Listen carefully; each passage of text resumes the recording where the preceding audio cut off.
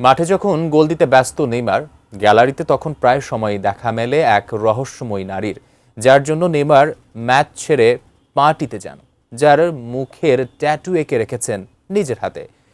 Neymar অন্তঃপ্রাণ কে এই নারী, যার জন্য গত 11টি মৌসুমে 10 বার মাঠ ছেড়েছেন ব্রাজিলের তারকা ফুটবলার? বিস্তারিত জানাচ্ছেন বদিউজ্জামান মিলন। মেয়েটির পুরো নাম রাফায়েলা দা সিলভা সান্তোস। সম্পর্কে নেইমারের বোন রাফায়েলা ফুটবল বিশ্বের অন্যতম আলোচিত এবং রহস্যময় চরিত্র। ছোটবেলা থেকে ইংল্যান্ডের কিংবদন্তি ফুটবলার ডেভিড বেকহ্যামের বিশাল ভক্ত রাফায়েলা। তাকে সম্মান জানাতেই নিজের নাম বদলে ফেলেন তিনি। বেকহ্যামের বেক এবং রাফায়েলার রাব যুক্ত করে নিজের পদবীর সঙ্গে জুড়ে দিয়েছেন বেকরান। নেইমার এবং রাফায়েলার সম্পর্ক সাধারণ ভাই বোনের চেয়ে অনেক বেশি গভীর, যা প্রায়ই বিতর্কের জন্ম দেয়। 2015 সালে নেইমার তার ডান হাতের বাইসেপে রাফায়েলার বড় একটি মুখমণ্ডল ট্যাটু করেন। এর কয়েকদিন পর রাফায়েলা তার বাম হাতের ভেতরের দিকে নেইমারের 2 চোখের ট্যাটু করান। নেইমার তাকে তার বেস্ট ফ্রেন্ড এবং গোপন কথা বলার সঙ্গী মনে করেন। নেইমারের ইনজুরি নিয়ে ফুটবল বিশ্বের নানা রকম রহস্যময় গল্প লুকিয়ে আছে। বোনের জন্মদিনের সময় ম্যাচ মিস করার বিষয়টি ফুটবল অঙ্গনে সিস্টার্স বার্থডে কার্ডস নামে পরিচিত।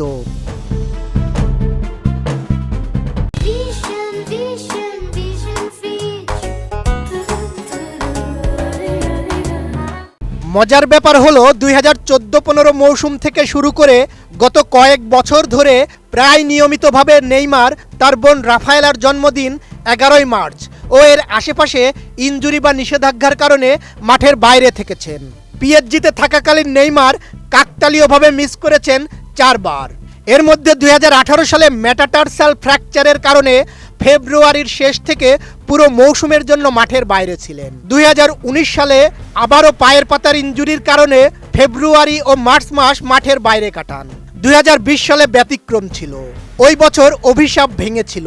11 মার্চ তিনি বরুশিয়া ডর্টমুন্ডের বিপক্ষে খেলেছিলেন এবং গোল করে দলকে চ্যাম্পিয়ন্স লিগের কোয়ার্টার ফাইনালে তুলেছিলেন।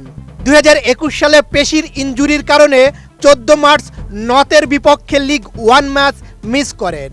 তবে 2022 সালে তিনি মার্চ মাস জুড়ে পিএসজির হয়ে মাঠে ছিলেন। যদিও 2023 সালে সিস্টার্স বার্থডে কার্ডস নেইমারের জন্য এক বিষাদময় রূপ নেয়। অন্য বছরগুলোতে ইনজুরি তাকে বোনের সান্নিধ্যে পাওয়ার সুযোগ করে দিলেও সেবার অ্যাঙ্কেলের অস্ত্রোপচারের কারণে মাঠ এবং বোন উভয় থেকেই তাকে দূরে থাকতে হয়েছিল।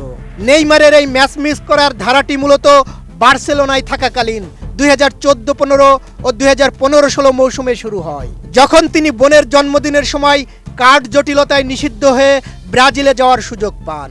2024 ও 2025 সালেও তিনি আল হিলাল এবং সান্তোসে থাকাকালীন ইনজুরি বা শারীরিক অস্বস্তির কারণে এই সময়ে ম্যাচ মিস করার ধারা বজায় রাখেন। নেইমার সমর্থকরা রসিকতা করে বলেন, বোনের জন্মদিনে পার্টি করার জন্যই নেইমার কোনো না কোনো অজুহাতে মাঠের বাইরে থাকেন।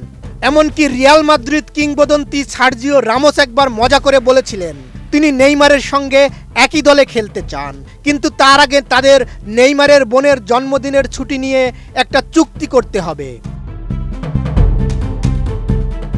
ব্রাজিল জাতীয় দল এবং বার্সেলোনার ড্রেসিং রুমে একটি অলিখিত নিয়ম ছিল, রাফায়েলাকে নিয়ে কোনো জোকস বা আলোচনা করা যাবে না। নেইমার তার বোনের ব্যাপারে এতটাই প্রোটেক্টিভ যে একবার সতীর্থ দানি আলভেস মজা করে রাফায়েলাকে সুন্দরী বলাই নেইমার প্রচণ্ড রেগে গিয়েছিলেন। সতীর্থরা হাসাহাসি করে বলেন, মাঠে গোল মিস করলেও নেইমার অতটা রাগ করেন না যতটা তার বোনকে নিয়ে কেউ কথা বললে করেন। নেইমার এবং রাফায়েলা ফুটবল বিশ্বের অন্যতম আলোচিত এক ভাই বোনের জুটি। কারো কাছে এটি নিছক আত্মিক টান, আবার কারো চোখে পেশাদারিত্বের মাঝে আবেগের এক অদ্ভুত সংমিশ্রণ। তবে মাঠের ইনজুরি আর ক্যালেন্ডারের সেই 11 মার্চ যাই বলুক না কেন, দিন শেষে নেইমারের কাছে তার বোনই সবচেয়ে বড় অনুপ্রেরণা। চামড়ায় খোদাই করা সেই ট্যাটু থেকে শুরু করে মাঠের বাইরে বোনের জন্য তার প্রতিটি পদক্ষেপ প্রমাণ করে যে পেশাদার ফুটবলের জৌলুস আর আকাশচুম্বী খ্যাতির চেয়েও তার কাছে নারীর বন্ধন অনেক বেশি দামি। বদিউজ্জামান মিলন, এটিএন নিউজ।